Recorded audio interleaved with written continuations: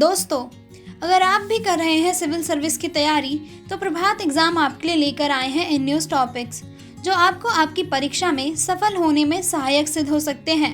लेकिन उससे पहले अगर आप हमारे चैनल पर पहली बार आए हैं तो हमारे चैनल को सब्सक्राइब करना ना भूलें।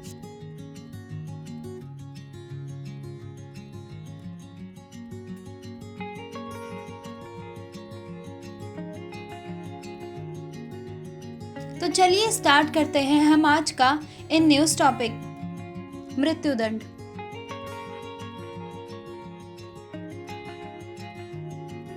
एक विशिष्ट मामले में उठाए गए मुद्दों की जांच करते हुए हाल ही में सुप्रीम कोर्ट द्वारा स्वतः संज्ञान लेते हुए अदालतों द्वारा मौत की सजा का फैसला सुनाने वाली प्रक्रिया की समीक्षा किए जाने का निर्णय किया गया है। क्या है संबंधित प्रकरण? सितंबर 2021 से मौत की सजा की अपीलों पर सुनवाई करते हुए सुप्रीम कोर्ट ने बार बार इस बात पर चिंता व्यक्त की है कि ट्रायल कोर्ट और उच्च न्यायालयों द्वारा बहुत कम जानकारी के साथ मौत की सजा सुनाई जा रही है। क्या है सुप्रीम कोर्ट द्वारा की गई हालिया टिप्पणियां? बच्चन सिंह मामले के फैसले से संकेत लेते हुए मार्च 2022 में न्यायमूर्ति ललित ने मौत की सजा के मामलों पर एक व्याख्यान श्रृंखला में कहा था कि ऐसे मामले में अदालत की पूर्ण सहायता के लिए न केवल मामले से संबंधित सबूत पेश करने की आवश्यकता है, बल्कि कैदी के मानसिक स्वास्थ्य की नवीनतम स्थिति को भी प्रस्तुत की जानी चाहिए। बच्चन सिंह बनाम पंजाब राज्य में सुप्रीम कोर्ट का फैसला। इस फैसले में किसी मृत्युदंड की सजा केवल दुर्लभतम अपराध के मामले में दिए जाने के सिद्धांत को स्थापित किया गया था और सजा सुनाते समय अभियुक्तों के संबंध में उत्तेजक तथा गंभीरता कम करने वाली परिस्थितियों के तुलनात्मक विश्लेषण को अनिवार्य किया गया था। इस निर्णय में यह निर्धारित किया गया कि अदालत के लिए अपराध एवं अपराधी दोनों की जांच करनी चाहिए और फिर यह तय करना चाहिए कि मामले से संबंधित तथ्यों के प्रकाश में मृत्युदंड ही एकमात्र उपयुक्त सजा है अथवा नहीं। इसके साथ ही मामले से संबंधित उत्तेजक तथा गंभीरता कम करने वाले तथ्यों और परिस्थितियों पर निर्भरता बढ़ाने वाले कारकों पर जोर दिया गया था। माची सिंह बनाम पंजाब राज्य मामला। इस मामले में सुप्रीम कोर्ट द्वारा दुर्लभतम अपराध के सिद्धांत को स्पष्ट किया गया और मौत की सजा के मामलों में कुछ मार्गदर्शन सिद्धांत निर्धारित किए गए। उत्तेजक या भड़काऊ परिस्थितियों में अपराध करने का तरीका, अपराध करने का मकसद, अपराध की गंभीरता और अपराध से पीड़ित को शामिल किया गया था। गंभीरता कम करने वाली परिस्थितियों में किसी आरोपी के सुधार और पुनर्वास की संभावना, उसका मानसिक स्वास्थ्य और उसके पिछले जीवन को शामिल किया गया था। सुप्रीम कोर्ट की हालिया फैसले में मृत्युदंड की प्रयोज्यता और अधिरोपण पर दिए गए सुझाव। सुनवाई कर रहे न्यायाधीशों को महज अपराध की भयानक प्रकृति और समाज पर इसके हानिकारक प्रभाव को देखते हुए मृत्युदंड की सजा के पक्ष में नहीं जाना चाहिए। न्यायाधीशों को ऐसे मामलों में ऐसे कारकों पर भी समान रूप से विचार करना चाहिए जिसकी वजह से मृत्युदंड की सजा को कम करते हुए आजीवन कारावास की सजा सुनाई जा सकती है। उच्चतम न्यायालय ने अपने इस फैसले में दंड शास्त्र के सिद्धांतों के विकास का हवाला देते हुए कहा कि हालांकि मृत्युदंड एक निवारक एवं उपयुक्त मामलों में उचित सजा के लिए समाज की मांग की प्रक्रिया के रूप में कार्य करता है, किंतु दंड शास्त्र के सिद्धांत समाज के अन्य दायित्वों को संतुलित करने के लिए विकसित हुआ है।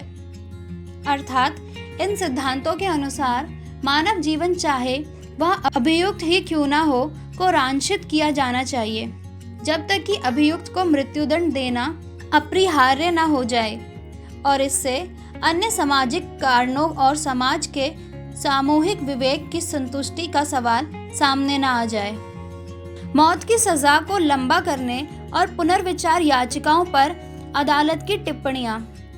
2014 में सुप्रीम कोर्ट ने एक फैसले सुनाते हुए कहा कि बिना किसी स्पष्ट कारण के फांसी देने में देरी को मृत्युदंड को कम करने का आधार माना जा सकता है, और कैदी और उसके रिश्तेदार या यहाँ तक कि कोई लोक भावना से भरा कोई उत्साही नागरिक इस तरह की सजा के लघुकरण किए जाने की मांग करते हुए एक रीट याचिका दायर कर सकता है। फैसले में यह कहा गया है कि मौत की सजा के निष्पादन को लंबे समय तक रोकने का सजा याफ्ता कैदियों पर अमानवीय प्रभाव पड़ता है। इन कैदियों को उनकी दया याचिका के लंबित रहने के दौरान मौत की छाया में वर्षों तक इंतजार करने की पीड़ा का सामना करना पड़ता है, और इस तरह के अत्यधिक देरी से निश्चित रूप से उनके शरीर और दिमाग पर एक दर्दनाक प्रभाव पड़ेगा।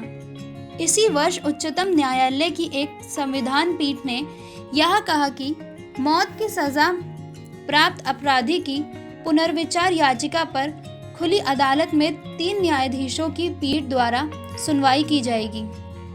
इससे पहले ऐसे मामलों पर बिना किसी मौखिक बहस के जजों के चेंबर में 2 जजों की बेंचों द्वारा विचार किया जाता था। भविष्य की चुनौतियां। सर्वोच्च न्यायालय के समक्ष कार्य की विशालता को इस तथ्य से समझा जा सकता है कि भारत में निचली अदालतों द्वारा 2022 से पहले ही 50 से अधिक लोगों को मृत्यु की सजा सुनाई जा चुकी है, और इसमें अक्सर प्रक्रियात्मक और मूल कानूनों का उल्लंघन किया गया होता है। सुप्रीम कोर्ट के लिए भारत में सभी अदालतों में मौत की सजा सुनाए जाने में निष्पक्षता और अनुकूलता में संतुलन लाना आसान नहीं होगा, लेकिन अदालत द्वारा इस मामले को सीधा समाधान करने हेतु चुने जाना निश्चित रूप से उल्लेखनीय एवं सराहनीय योग्य है। क्या है सामूहिक विवेक? क्या है सामूहिक विवेक? सामूहिक चेतना एक मौलिक समाजशास्त्रीय अवधारणा है जो किसी सामाजिक समूह या समाज के लिए सामान्य साझा विश्वासों, विचारों, दृष्टिकोणों और जानकारी के समुच्चय को संदर्भित करती है।